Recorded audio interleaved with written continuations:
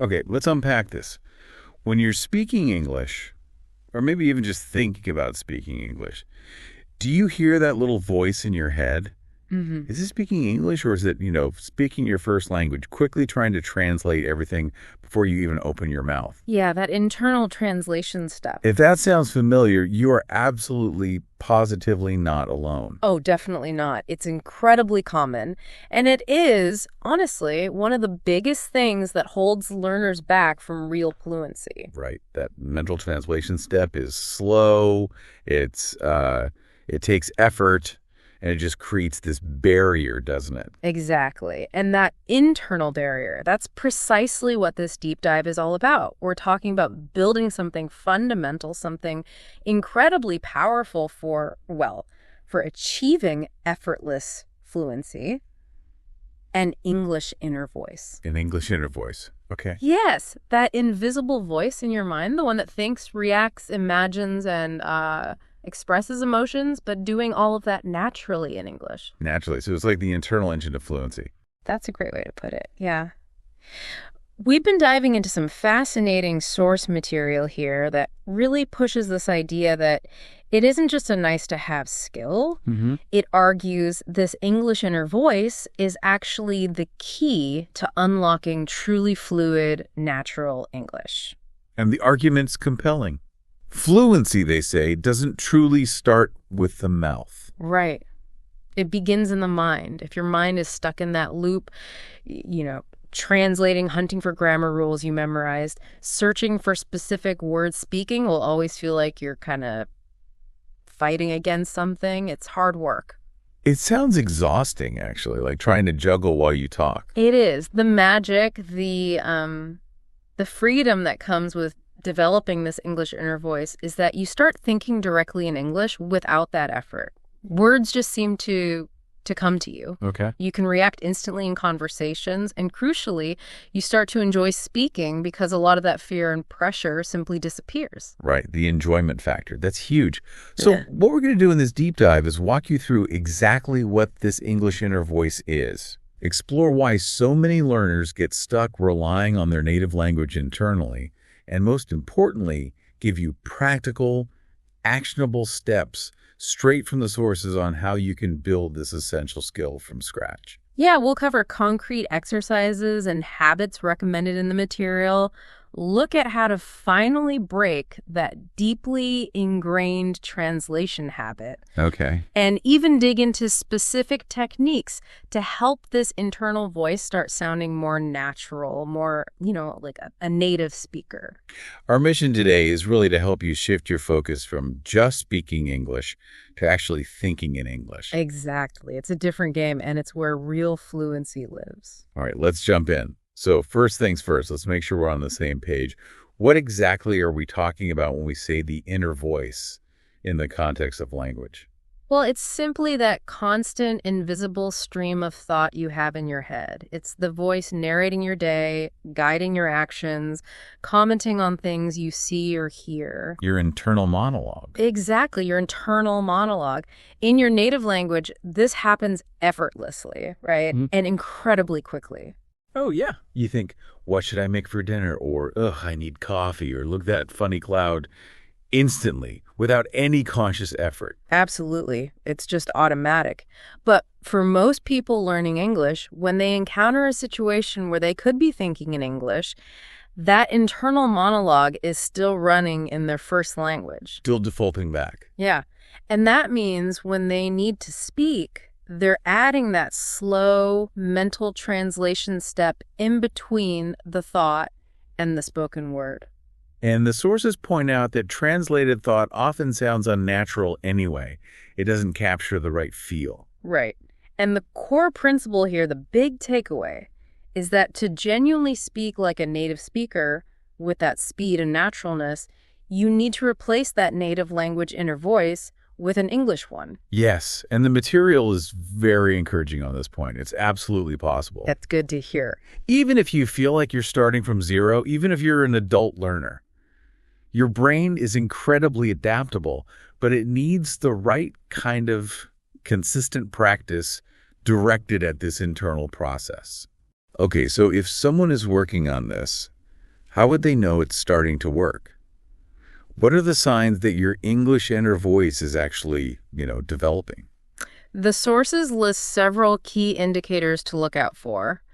You might catch yourself talking to yourself internally in English without even meaning to.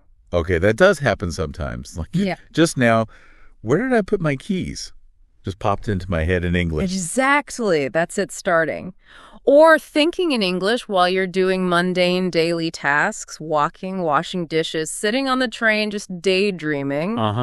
You might find yourself reacting to things internally, responding to your own feelings or observations in English. Like stubbing your toe and mentally thinking, ow, that hurts, in English instead of your native language. Precisely. That's a perfect example. Another really good sign is making a mistake in your head and then correcting it internally. Oh, interesting. Why is that a good sign? It shows your brain is processing the language actively, not just passively receiving it. It's engaging with it. And ultimately, you'll start feeling significantly more confident and natural when you speak English out loud. Right. Because that crucial processing step is happening directly in English, not via translation. What I'm hearing is that the goal isn't internal perfection, right? It's not about having, a flawless internal monologue. Not at all. And that's a crucial point the sources emphasize. Your inner voice doesn't need perfect grammar or advanced vocabulary. Okay. The key is activity. It's freedom, feeling free to just think and play with the language internally, repetition, and importantly, emotion. It's messy sometimes, and that's okay. Yeah. It's about building the process, not an immediate perfect outcome. So that makes sense. Yeah. We know what the inner voice is, why it's key, and the signs it's developing. Yeah. Which naturally leads to the big question. If it's so important, why do so many people get stuck in that native language to English translation loop for years and years? Yeah. What holds them back? That's the puzzle, isn't it? The material dives into this and identifies some of the top reasons. Okay, let's unpack those. What's the first one they point to? Reason number one, you were actually taught to translate. Right. Think back to many traditional language classes. How did you learn new words? Often, it was word pairs. Casa, isaos, ami, waist friend. Oh yeah, flashcards. With words on one side and the translation on the other. Totally did that. Right. It feels intuitive because you're connecting something you know to something new, but the sources argue this is actually quite harmful for developing fluency. Harmful? How so? It hardwires your brain to depend on that translation step. You see an object or have a thought, and your brain's first move is to find the native word, then translate it to English. Okay. That's why you might freeze trying to remember the English word for something you already know perfectly well in your first language. So the fix isn't to get better at translating faster. Exactly. The fix, according to the sources, is to stop learning words in those isolated pairs. Instead, learn them in context. Don't just learn dog or whatever your language is. Learn sentences like, that dog is barking loudly, or I'm a little afraid of big dogs. Okay. This links the English word directly to the situation, the image, the feeling, bypassing that native language step entirely and starting to build an English thinking foundation. Okay, context over direct translation. That makes a lot of sense. What's the second reason learners get stuck? Reason number two. You don't practice mental English. Most learners spend their study time speaking out loud, doing grammar exercises, writing essays, all good things. Sure.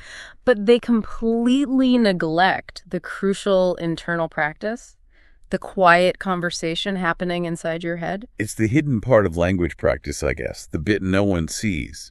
It is. And every fluent speaker in any language spends way more time thinking internally than speaking externally. It's just constant. Right. The brilliant thing about mental English practice is how powerful it is and how utterly private it is. And you can do it literally anytime, anywhere. Exactly. Walking to the store, waiting in line, doing chores, lying in bed before you fall asleep. It requires no special tools, no partner, no specific location. You are actively rewiring your brain for English in a completely pressure-free environment. That privacy aspect is huge, especially if you're self-conscious, which brings us to another reason, doesn't it? Absolutely. Reason number 3, fear of mistakes. This is a major barrier. Many learners are even afraid to make mistakes inside their own heads. Really? Inside their own heads? Yes, they censor themselves internally because they're worried about getting it wrong. It sounds a little silly when you put it that way, but I think it's a real feeling. Like, is that the right tense? Is that the right word? Yeah. Even inside your own mind. It is very real, and the sources are very clear. It is more than okay to make mistakes inside your head. In fact, it's the best place to make them. Why is that? There's zero pressure. Literally nobody is listening or judging, and you can correct yourself internally and naturally. It's practice with training wheels. Yeah. Safe space. So the advice is, let go of that fear, even internally. Just let the thoughts happen. Exactly. If you're not making mistakes, even in your head, you're probably not pushing yourself enough to grow. Your inner voice is your private playground for experimentation. Mess up. It's fine. Okay, 2 more reasons why people get stuck. What's number 4? Reason number 4, insufficient input. Your English inner voice needs fuel, just like any engine. Right, the raw material. Yeah. If you're not regularly listening to, reading, or watching English content, your mind simply doesn't have the material, the vocabulary, the phrases, the grammar structures it needs to think with. It's like trying to have a complex internal discussion, but your brain only have like 5 words to work with. Exactly. Like trying to cook a gourmet meal with an empty fridge. You need ingredients. So you must consciously fill your mind with high-quality English input. What kind of input? Podcasts, audiobooks, movies, TV shows, articles, blogs, YouTube videos, anything that interests you, really. Anything authentic. And the sources add a really smart point here about that input, don't they? It's not just passive. They do. It's not just about consuming it. After you listen or read something, make a conscious effort to mentally repeat or summarize what you heard or read in your own mind. Oh, okay. Using your own words and trying to incorporate phrases or structures you just encountered. So you actively process it internally. Yes.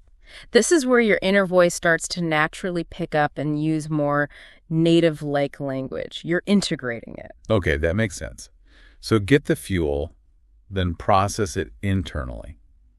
What's the final reason people stay stuck in the translation habit? Reason number 5 is perhaps the simplest, but maybe the most profound. You haven't built the habit yet. So you haven't made a routine. Exactly. Developing a strong English inner voice isn't about occasional bursts of intense effort. It's about consistent daily practice. Fluency, at its core, is built on habits. It's about making that internal English thinking a regular, almost automatic part of your day. Precisely.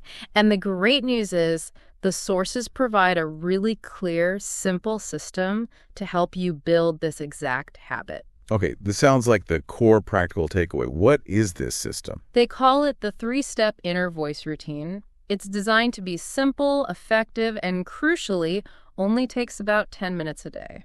Only 10 minutes. That feels incredibly achievable. Okay, I'm ready. What are the 3 steps? Step 1, mirror the real world in English. The sources describe this as perhaps the most powerful and underused strategy. Okay. The idea is very straightforward. Wherever you are, whatever you're doing, silently describe your surroundings and your actions in English. So just looking around the room right now and narrating it in my head, I'm looking at a microphone, there's a window. Exactly. Thinking things like, I'm sitting on a comfortable chair, the sky outside is gray today, I hear a car driving past, I'm picking up my phone. Simple stuff. And why is something that simple so powerful? Because it directly links the English language to your immediate real-world experience. You're not translating abstract concepts. You're associating English words and phrases with the actual physical things you see, hear, feel, and do right now. It trains your brain to connect English directly to your reality. So start basic. I see A, I hear A, I feel I'm doing. Yes, exactly. The sources suggest even just spending a few minutes thinking those simple phrases about your current situation, it immediately starts rewiring that direct connection between observation and English language inside your head. Okay. Step 1 is mirroring the world. Makes sense. What's step 2? Step 2, speak with your future self. This one is a bit more imaginative, but very effective. It involves conjuring up an image in your mind of a future version of yourself. Okay. Who is already fluent in English, comfortable, confident. And then what do you do with this future fluent self? Talk to them. You have a mental conversation with them. Or another way is to narrate your current life and experiences from the perspective of that fluent future person. So thinking things like, wow, I'm really glad I stuck with English practice. My fluency is so much better now. Or maybe I handle that conversation in English really well today. I feel confident. Precisely. You're talking to yourself as if you are already fluent. This does two important things, according to the sources. What are they? Firstly, it leverages positive emotion and visualization, which they note is incredibly beneficial for learning and memory. It makes it feel good. Right, positive reinforcement. And secondly, it helps you build an identity in English. You start seeing and hearing yourself as a fluent English speaker internally. As the sources put it, you become that fluent person inside your head first, and that's where the journey truly begins. It's a powerful mental shift. Okay, step 3. Step 3, reflect in English. This step is about taking a few minutes, perhaps at the end of the day or maybe after an English study session, to mentally review what happened. Okay. But doing it entirely in English. What kind of things should you reflect on? Like your whole day? Could be. Think about your day. What did you do? What did you learn? Maybe in English or just generally. What was easy? What was difficult? What are you proud of? The sources give examples like internally thinking, today was busy, I worked on that project, or I learned a new idiom during my English study, or I felt a little nervous in that meeting, but I spoke up anyway. It's like mentally journaling, but in English, without the pen and paper. Exactly. You're training your mind to process your experiences, your feelings, and your learning directly through the filter of English. Even just that internal reflection is crucial for making English part of your core thinking process. That 3-step routine, mirroring, speaking with your future self, reflecting sounds incredibly practical and manageable, especially for just 10 minutes a day. Any bonus tips the sources add to strengthen this habit? Yes, they include a few excellent extra points. First bonus tip. Use simple English. Okay. The goal isn't to use complex sentences or advanced vocabulary in your inner voice, especially at first. It's about thinking fast, clearly, and naturally, which is exactly how native speakers think internally, too. They use simple, efficient language most of the time. So don't aim for internal Shakespeare. Keep it functional. Exactly. Keep it simple and functional. Second tip, use repetition. When you come across a phrase or sentence you like, maybe from your input or something you heard, repeat it in your mind throughout the day. Just loop it internally. Yeah. Repetition builds automaticity. Those thoughts will become fluent and readily available. It's like building mental shortcuts for common ideas or phrases. Yes, building mental muscle memory for phrases. Third tip, time your practice. They emphasize setting aside those 10 minutes daily, specifically for this routine. Make it non-negotiable. Pretty much. Mornings and evenings are often suggested as good, quiet times, but consistency is key. Making it a timed habit helps ensure it actually gets done until it becomes more automatic. And that's the goal, isn't it? For it to become automatic. Absolutely. The sources suggest you can see the effects surprisingly quickly. Within, say, a week, describing things internally becomes faster. Within 2 weeks, you might start responding to thoughts or situations internally in English more often. After about a month, you'll likely feel noticeably more prepared and confident before you even open your mouth to speak. Because the work's already been done inside. Exactly. Because the internal processing is happening in English. And in about 3 months, they suggest thinking in English can start to feel truly automatic for many things. That's the real magic of building this internal habit. Okay, so we've covered building the voice itself, but what about making that inner voice, and by extension your spoken English, sound more natural, more like a native speaker? The sources have techniques for that too, right? They do, and it starts with a key insight, that native sound begins in the mind, not just in the mouth. What do you mean sound starts in the mind? Isn't it about how I move my mouth? Well, yes, but pronunciation, intonation, rhythm, the music of English isn't purely a physical action. It starts with how your brain processes and hears the sounds. Okay. Perception first. Exactly. The sources suggest an exercise. When you're listening in English, close your eyes sometimes. Don't read subtitles.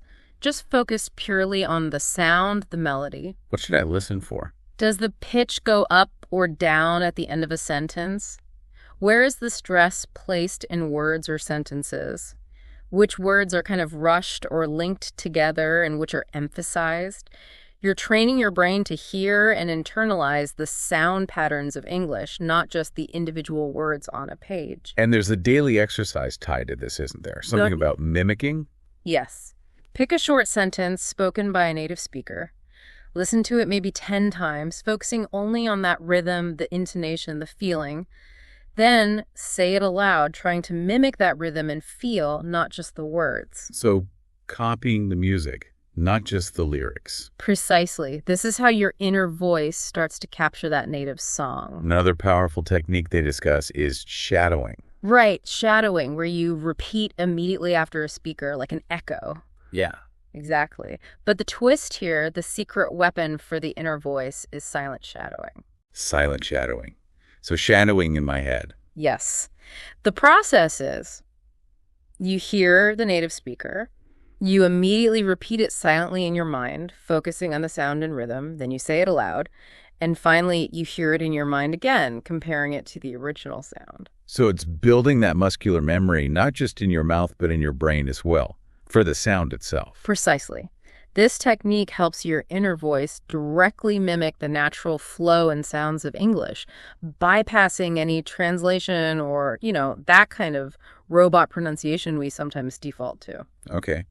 They also make a strong case for what they call audio first, text later. Yeah, I've heard that reading along with transcripts or using subtitles too much can be a bit of a crutch, slowing down listening skills. The sources go further. They argue that over-reliance on reading actively hinders the development of the listening-based inner voice. Because the inner voice hears, it doesn't read. Exactly. Your inner voice is primarily processing sound, not text. The challenge they offer is pretty bold. Go a week or even longer, focusing almost exclusively on audio input. Wow, okay. Like what? Podcasts, audiobooks, videos without subtitles. Force your brain to process the sounds into meaning internally first. You can check the transcript or subtitles later after you've tried to understand it purely by ear. Okay. This approach builds a more intuitive, sound-oriented inner voice, the kind that reacts naturally in conversation. That definitely takes discipline, but the reasoning makes sense. What about that mental mirror technique? It sounded related to the future self step earlier. It is. It builds on step 2, but specifically focuses on visualizing and internalizing the sound and confidence of fluency. How does that work? Imagine your future fluent self speaking. See their face clearly in your mind, hear the relaxed, natural tone in their voice, and really try to feel the confidence they project. The sources give the example of imagining yourself in a specific situation, maybe a cafe, effortlessly chatting in English, visualizing that scene, and feeling the ease and flow of it. It's like mentally rehearsing not just the words, but the entire experience, the sound, the feeling of fluent speaking. Exactly. It's powerful mental programming for natural fluency. Speaking of naturalness, they also talk about linking words, which is a huge part of sounding native. Connected speech. Yeah. Like saying, oh, what you gonna do instead of what are you gonna do? That kind of thing. Yes. And your inner voice needs to practice this too. It shouldn't be thinking in slow, separate words like, I want to go. Right. It needs to think in that faster, connected flow, I want to go. Practicing this linking silently in your mind helps it come out naturally when you speak. Thinking, I don't know, instead of I do not know, internally feels different already, more fluid. It feels more rhythmic, right? And that brings us neatly to the next point. Speak with emotion, not just words. Emotion in my inner voice. Yes. Native speakers don't just deliver words flatly. They perform English with intonation, changes in volume, maybe laughter, pauses, moments of silence. If your inner voice is just flat and emotionless. Then my spoken English will be too. Likely, yes. So, consciously bring emotion into your internal thinking. Feel the words you're thinking. Mentally smile when you imagine greeting someone. Internally express frustration or excitement with the right tone. Okay. This emotional connection breathes life into your inner voice and makes your external English much more dynamic and, well, human and natural. They also suggest repetition, but with variation. What does that mean?